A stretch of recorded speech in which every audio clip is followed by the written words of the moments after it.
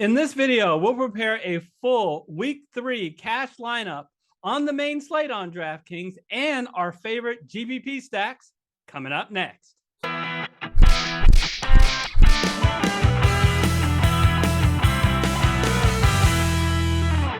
Hello, everyone. I'm Eric Lee. And I'm Michael WIley, and we're the Fantasy Football Consultants. Eric, hey, I'm realizing right now that only half of our subscribers or half of our watchers are subscribers. That's not good enough. Come on, folks. If you're not subscribed, hit that red subscribe button. We'd appreciate it, folks. It does help. It really helps us out, but it also helps you out because our videos, if you like them, are going to be more likely to appear on your feed if you're subscribed. That's right. Eric, let's go in the studio and tell them what we got this week. All right, Michael, on the main slate for Week 3, we always want to start at running back because they return their value more consistently than any other position. So if we choose to pay up, we don't want to run out of money. Do we pay up, though, Michael? Jonathan Taylor, when Michael Pittman Jr. is not playing, because all they do is stack the box. Yeah, that's exactly what's been happening. And, Jonathan Taylor has, at least in that first week, he's, performing. But is he performing at a level that's so much higher than some of these other guys? No, and I think it's a little bit tempting with the rank there, Kansas City being a little bit higher than some of these other teams. But I think if Indianapolis gets behind, which is highly likely, then Jonathan Taylor's just not going to get his normal usage. Is Josh Jacobs at $5,400? He draws Tennessee. I like the usage that we're seeing from him. He hasn't had a ton of fantasy points because he hasn't gotten in the end zone yet, and he hasn't been getting targeted. But at $5,400, I think the Raiders have to change things up a little bit to get that secured win this week. They should be able to get it against Tennessee. And the way to do it is to involve Josh Jacobs a little bit more. So I think this is a bit of a homer play for me as a Raider fan. Don't worry, I support it. I endorse it. It's not just a homer pick. I love Josh Jacobs here at only $5,400. I had some doubts about him because they brought in a bunch of other running backs, and I thought he might not be the bell cow. He is the bell cow. He gets almost all of the carries, and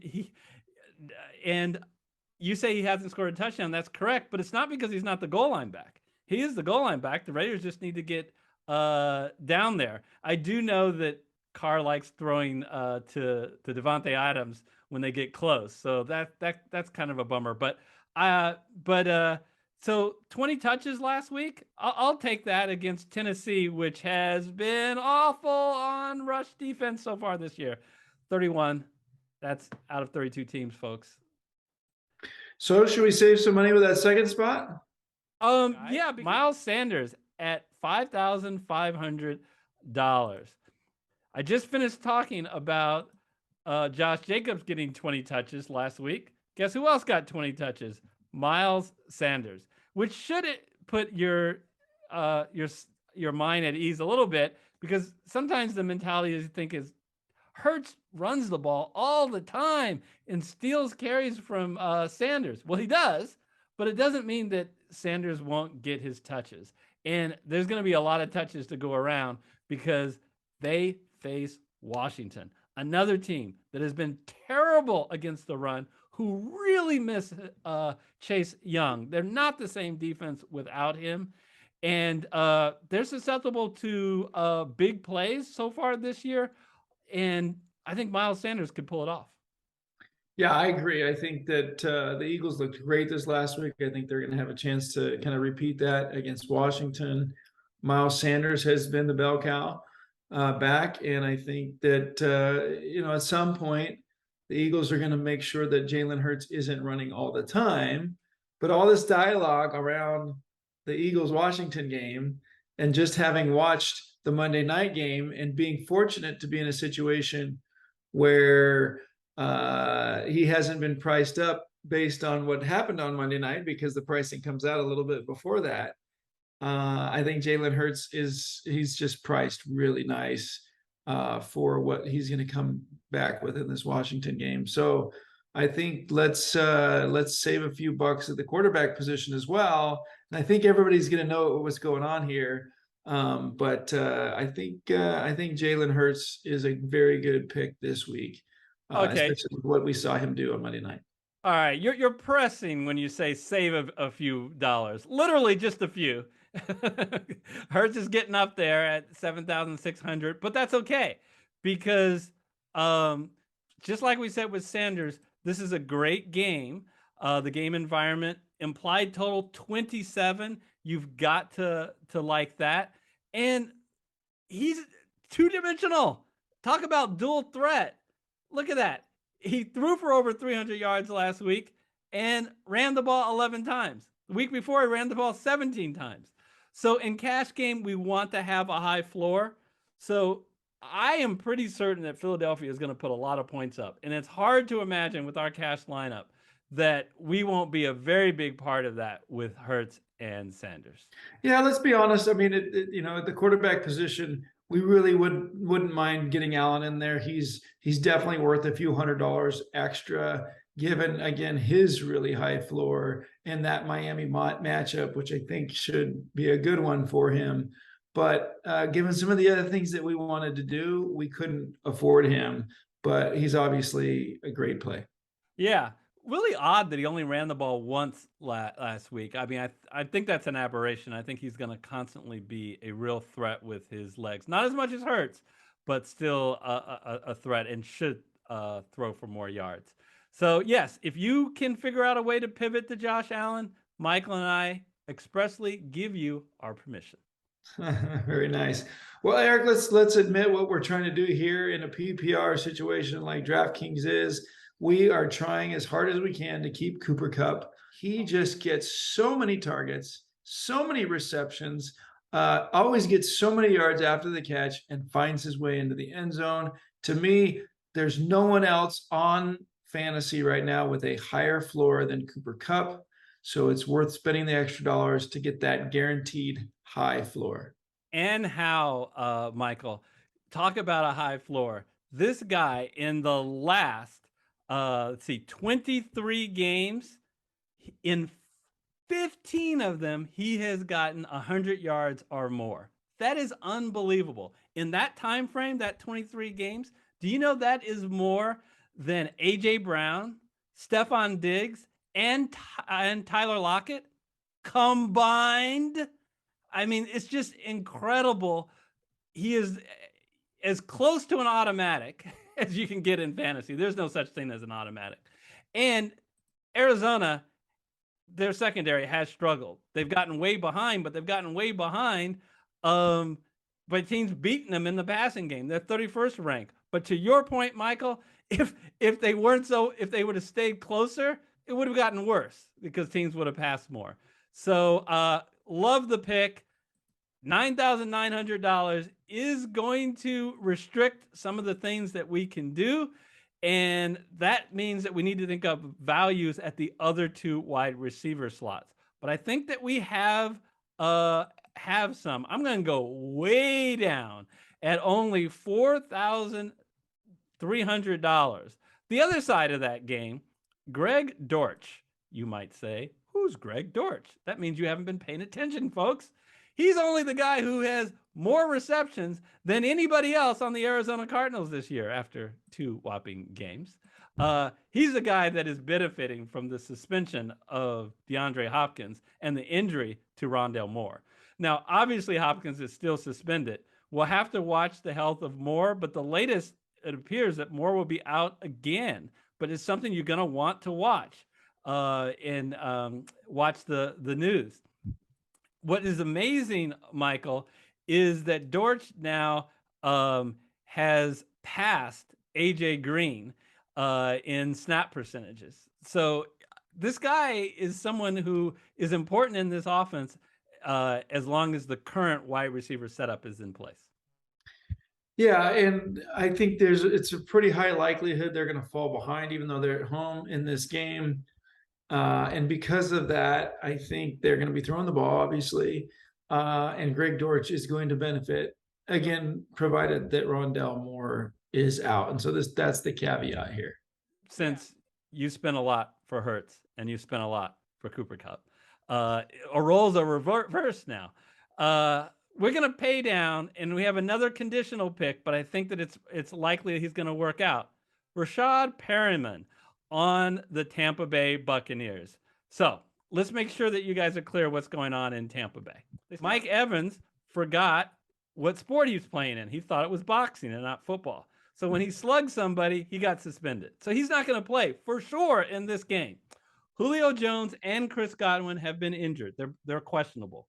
I would say as long as, because Perriman would be with Evans out, third on the depth chart. As long as one of those two players, either Julio Jones or Chris Godwin, does not play, and I think that's likely that one of them won't play, then I think Perriman is an excellent, excellent choice here at a paltry $3,900. You see that he did get involved last week with a decent performance and even got into the end zone after Mike Evans went out of the game. I think it should be acknowledged that Green Bay does have a good secondary. That does make things tough for Perriman, but I think it's also a reason why having one of those guys in the game doesn't necessarily hurt so much, because he won't necessarily draw the number one defender. You know, the fact of the matter is there's only so many guys at the very top there. Look how high priced Kelsey is, little, kind of obnoxiously high. I know he's got a decent matchup there.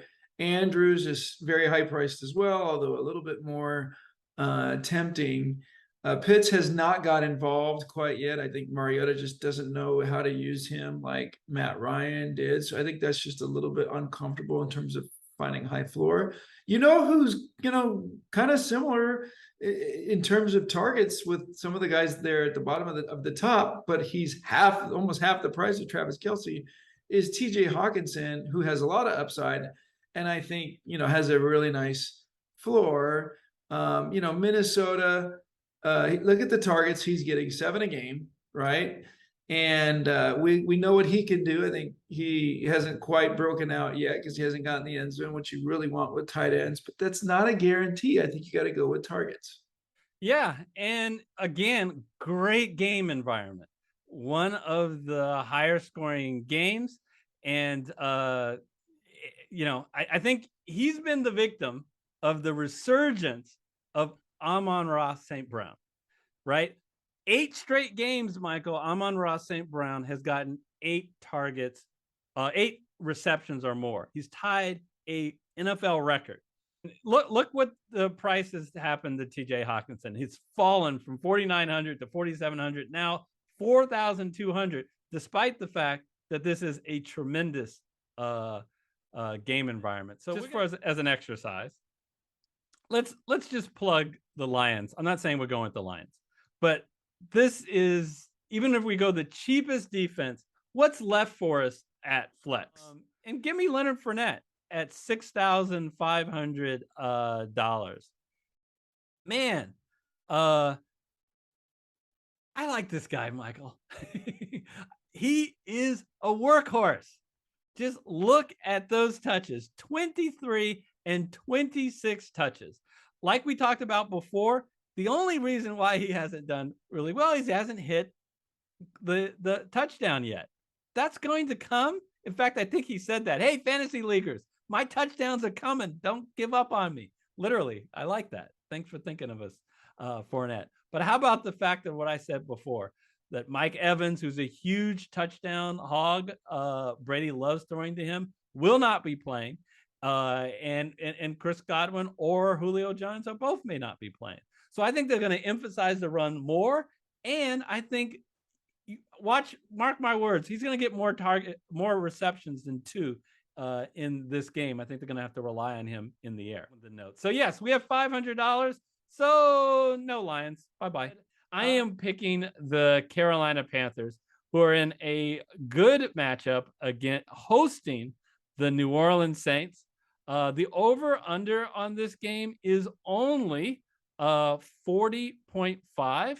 So they're expecting a very low-scoring game. And as we know, his history, long-term history, Jameis Winston, is that he can make mistakes. He has been much better with the ball up until last week, where he threw 3 interceptions.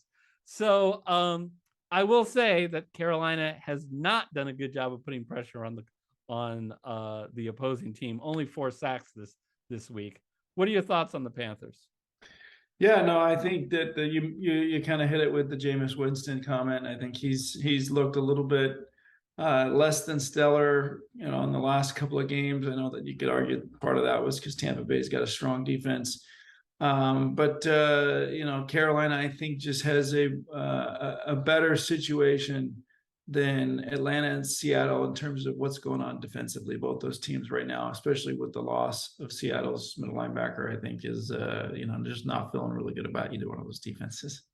I just like to throw out something that if you pivot to a more expensive player and you need to save more on defense, potentially the Jacksonville Jaguars at only $2,300 is an intriguing choice if Justin Herbert does not play, and especially on top of that, if Keenan Allen's out. But the more important one is Justin Herbert. If they have a backup QB, I kind of like the Jacksonville Jaguars fresh off a shutout of the Colts. Yeah, that might allow you to look at a couple different things, the wide receiver or even the running back position. But Eric, this is our lineup. I think I like it. Anything else you want to say before we move to GPP? Yeah, so you got a GPP stack. What do you got cooking for us this week? Yeah, well, so in terms of a few players that I like, we already talked about Jalen Hurts. I really like his upside in addition to his floor. I think A.J. Brown, with a little bit of a down week this last week, will get more involved than he did. So I'm sorry, you're going with Jalen Hurts. That is your call. I'm going to go with Jalen Hurts with A.J. Brown and running it back with the number one receiver in Washington, McLaurin. How do you feel? I like it, not as much as my stack. I put a different stack together and actually completed an entire GPP lineup. But to see that, you have to click on that video, which is on the screen now. In addition, I talk about the key metrics for success that you should consider for each position. Until we see you next time, take care, everybody. Bye-bye.